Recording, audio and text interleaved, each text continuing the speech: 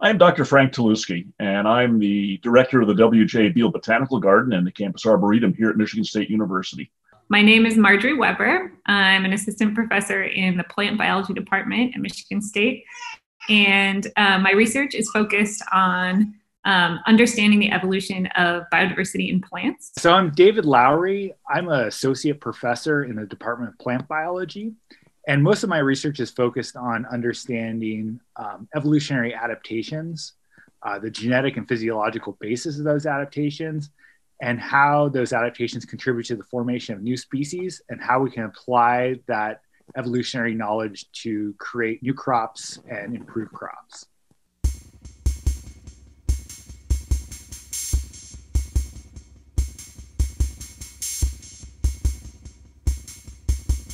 The experiment is just a really fascinating one. It really shows the long-term vision that Professor Beal had for many of his research projects and the contributions that he's made to a number of fields involving plants and botany, everything from botanical sciences to horticultural sciences to forestry. And I'm just really proud to be the keeper of his legacy here on campus, and being involved with this research experiment is probably the most interactive way that I can be engaged in that study. The study was started by Professor Beal in 1879.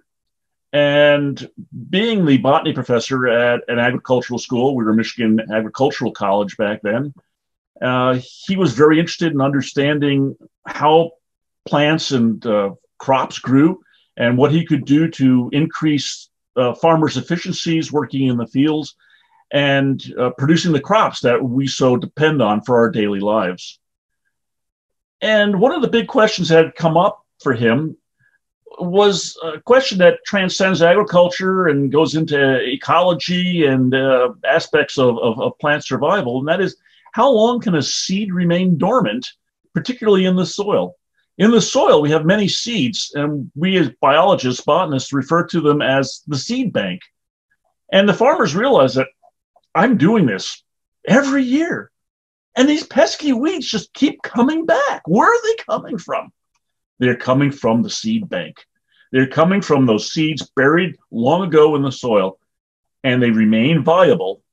And when they're exposed to sunlight through disturbing the soil and cultivating the soil to plant your crops, the sunlight shines on them, that triggers them to germinate, and bingo, you've got weeds. Very true today. That's what happens in your garden. And so Professor Beal wanted to know, to answer the questions, well, how long do seeds remain viable in the seed bank, remain viable in the soil? And so he created this experiment where he got 20 bottles and glass bottles, and he began to fill those 20 bottles up with a mixture of seeds and sand. And what he did is he had 23 different species of weedy plants, and some were not so weedy, and he mixed them into the sand mix, 50 seeds for every species. So 23 times 50, that's how many seeds were in the bottle. And he buried these bottles on campus with the intent that every 5 years he would excavate a bottle and shake out the mixture and put it in the greenhouse and see what would germinate. And so in 1885, that was the first year of the Beal seed experiment, he extracted a bottle and he recorded the results. And then every 5 years after that, he continued to do this. But what was really interesting is that Professor Beal continued this experiment. I said, every 5 years, he'd excavate a bottle, he'd shake out the contents, he'd dutifully record what germinated. And then Professor Beal retired in 1910. And he passed the seed experiment on to Professor Darlington, who was his replacement here, hired as a replacement. And Professor Darlington, again, would excavate a bottle, 1914, 1915. That's another reason why I want to say that. It wasn't actually on the decade. It was actually the ninth year of each decade. And so in 1919, we all maybe know now what happened in 1919, the Spanish flu. When the Spanish flu hit, a lot of things shut down. MSU shut down. It was a very, very bad flu pandemic. And it may have contributed to postponing the digging of a bottle of seeds. The bottle of seeds was excavated in the should have been excavated in the fall of 1919. And by time they went out to the field to excavate the bottle, the ground had frozen.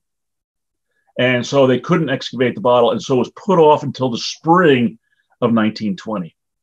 And so now that's where that little gap came in terms of moving it to the decadal year.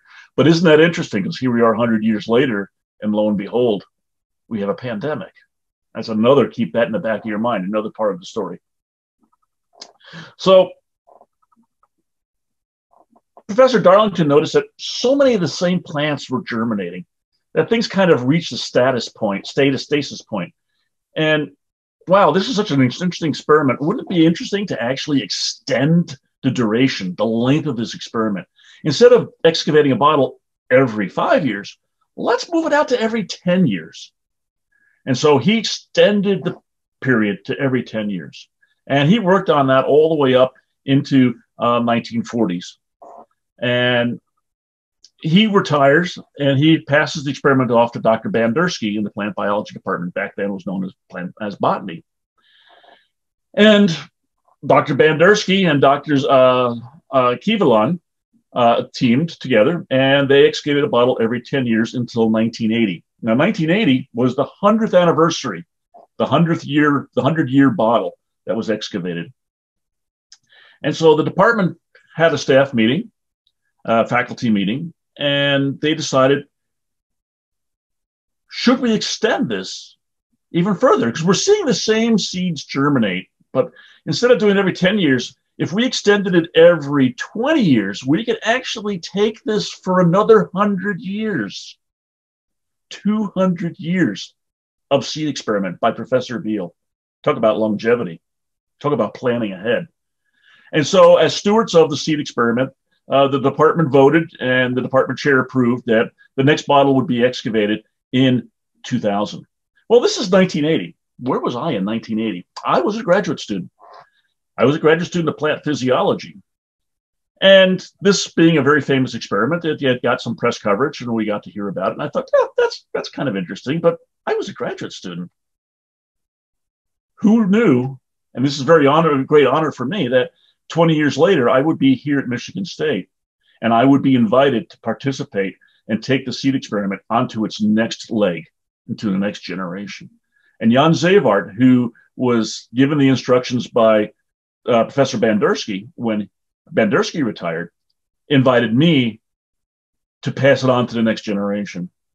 And so Jan Zevaert and I, in the spring of 1980, in the spring of 2000, went out onto campus in the early morning. We don't want to excavate the bottles when it's light because sunlight, remember, go back to my earlier discussion, sunlight triggers germination.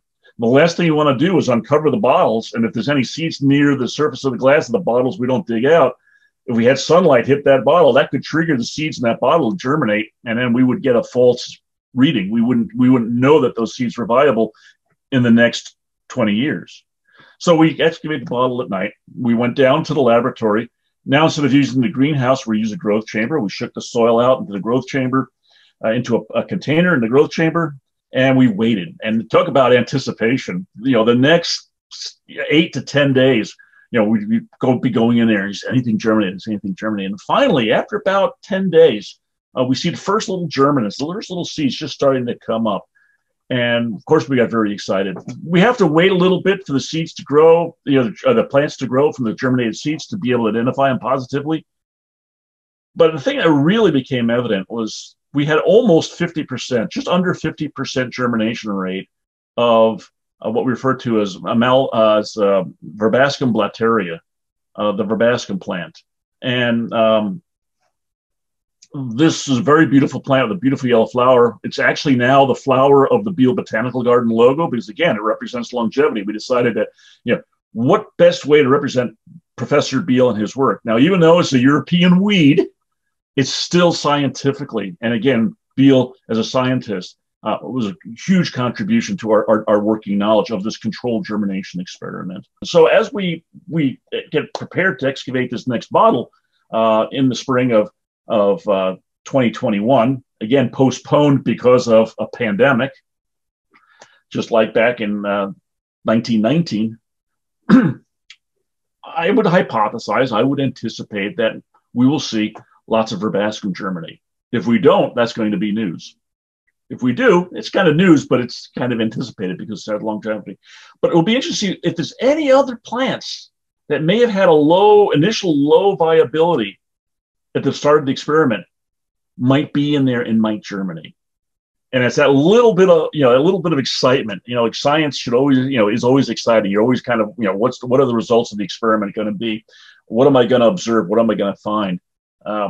That's it for me. I mean, it's just going to be really exciting to see, what does germinate and what doesn't germinate. And then we will report this and we record it and wait for another 20 years. But I've talked to some colleagues, my colleagues over in plant biology, and I've selected 3 of my colleagues who I will pass the experiment on to the next generation, just as Jan Zevaert had done to me, and going through the whole lineage I have described has happened in the past. Because in 2040, I'll be 85 years old. I hope I'm 85 years old. There's no guarantee. And so it's time for me to pass it on to the next generation. And then my colleagues will have to pass it on to the next generation, because the experiment will definitely go on to the year 2100. Beal had the initial idea was that he wanted to see how long could weed seeds stay in the soil and survive. So you'd imagine you remove the weeds every year, and how long would you have to weed if you removed everything and not be able to have any more weeds coming up? Turns out it's at least 120 years and possibly longer. For a lot of those weed species, they don't come up after maybe 20 or 40 years. But that was the original intent of the experiment. But I think it's become more than that, in that it's the longest running experiment to see, how a group of different plant species survives in a dormant state, like suspended animation, and then can reemerge later. We know that some seeds can survive a very long time. They found, I think it's date palms that have survived almost a couple thousand years, right? That people have dug up. So we know that some seeds can survive a long time, but these are small weedy seeds that we wouldn't expect to survive as long. And it's a controlled experiment. And it's the only thing of nearly this length that's out there. Everything else would be accidental in terms of these experiments. And so I think the experiment is neat in and of itself, but I think it's also kind of an amazing thing because of kind of the mythology around it as well, in that there's this secret location on the MSU campus where there's these bottles that have been buried by a person who had the foresight to have an experiment that might run till the year 2100, to have people come and follow up and dig them up and see what would happen. And I think that's inspiring to all of us, that we can think about experiments that go beyond our own lifetimes.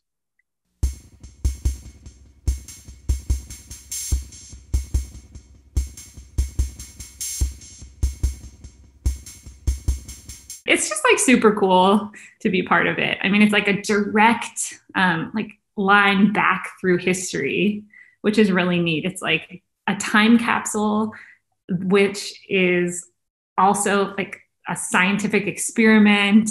And so I feel like I'm kind of getting this opportunity to kind of communicate with people into the past in this kind of really intimate way, like being part of their experiment and trying to see the world in sort of the way that they saw the world and ask the questions that they were asking. And so I think that's just really cool.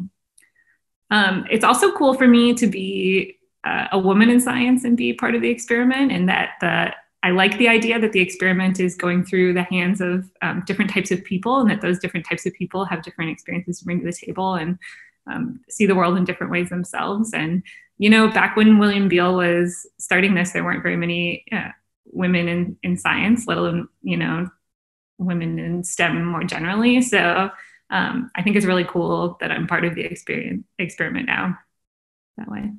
The way it goes is that this department, which I think has been around since the founding of the university, it's one of the original departments, used to be botany originally, has handled this experiment since it started. So first with Beal, and then with Darlington, and then other folks after that. And it used to be that they dig it up every 5 years, and then went to every 10 years, and now it's every 20 years. And so the last person to dig it up was Frank Taluski with Jan Zavart. Jan Zavart's since passed away. So Frank is the only one who's actually been and seen the bottles in the ground. And that's how it's been passed along between generations. I would say that I heard about the experiment first when I was undergraduate at Berkeley.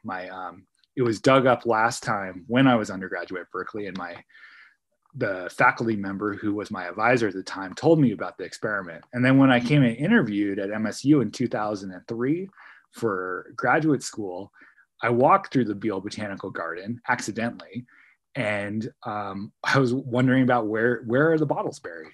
And so I've been wondering about this for a very long time. Actually, now it's been 20 years now that I've been wondering about this since the last time it was dug up.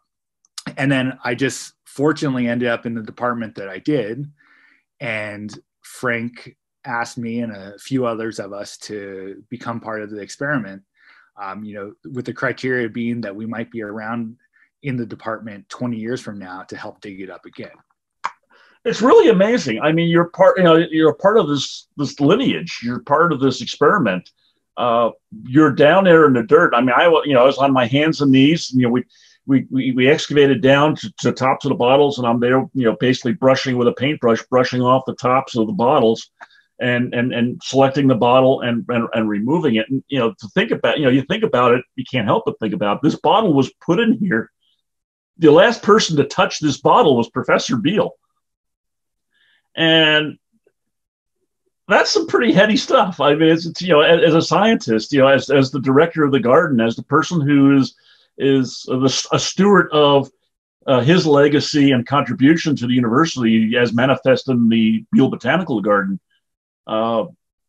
It's an incredible honor, and you can't help but, and just, be honored by that. And then there's the excitement of that. Now you've got this bottle, and you're going to be taking it to the laboratory, and we're going to actually see what's going to germinate. And like I said, that waiting period, that 8 to 10 day waiting period of, come on, what's going to happen? It's exciting. It really is. And again, it's something that, you just don't imagine this stuff happening to you. And when it does, you're grateful, you're honored. It's literally a once in a lifetime opportunity, twice in a lifetime to get to do a second bottle. But I mean, in terms of, it's just not something that, there's many scientists out there would probably love to be in the position I'm in. And I'm very grateful to be in this position. I mean, I think human beings in general aren't very good at seeing beyond their current world and their current, our current own limited viewpoint. And science is sort of this really awesome way to try and get out of that and look at the world from different angles. And I think Beal's seed experiment is one way that, that's really coming to life. It's like, whoa, Beal couldn't have done this on his own. He had to for us to get this information about these seeds, he had to, put into place this experiment that then, took on a life of its own and gives us this perspective of how the world works. It's sort of bigger than any one of us could have, gotten on our own. And I think that's really cool. Also, seeds in general are sort of this really neat, time capsule way of experiencing the world. Like a seed in itself, like its way of operating is that it kind of hits the ground, it hangs out there until conditions are right, and then it can germinate and grow. And that sort of long-term perspective is sort of built into the plant life cycle for many plant species. And it's something that's really not human. Like it's a very different way that very different, types of species that inhabit our same planet operate with this sort of long-term view. And so I think that's really cool too. It's like a way that we can learn about how to be on this planet from plants, thinking about sort of this sort of long-term view.